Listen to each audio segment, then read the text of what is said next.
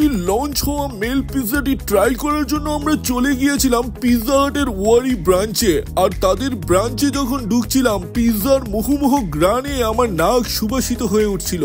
তাদের ইন্টেরিয়র তো এক কথায় আমার কাছে অসাধারণ লেগেছে। আর মেল পিৎজা খাওয়ার জন্য কি পরিমাণ ভিড় হয়েছে দেখেছেন। যাই হোক, এত সুন্দর একটি পরিবেশে বসে এত মজাদার পিৎজা খাবো সেটা ভেবেই তো আমার আর তর্সই ছিল না। এই যে আমার সামনে এখন চলে এসেছে মেল পিৎজাটি, যেটার প্রাইস ছিল 199 টাকা। এটা যখন আমি খুলে দেখাচ্ছিলাম, এটার ক্রিমি আর চিজে এত পরিমাণে ওভারলোড ছিল দেখে আর আমার সহ্য হচ্ছিল না। আর এটা যখন মেয়োনিজের ভিতরে ডিপ করে খাবো তখন তো আমার আর ধৈর্য সচ্ছিল না। তাই আমি মুখের ভিতরে যখন এটা দিলাম, বিশ্বাস করেন এটার যে একটা ক্রিমি ফ্লেভার আর চিজে পুরো ওভারলোড, চিজ আমার সাথে লীলা খেলা করছে।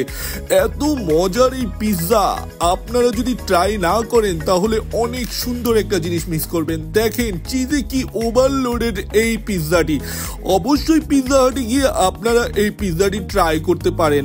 এই পিৎজাটি আপনাদের কাছে অসাধারণ লাগবে, আমি 100% গ্যারান্টি দিয়ে বলতে পারি। এই পিৎজা খেয়ে আপনি হতাশ হবেন না।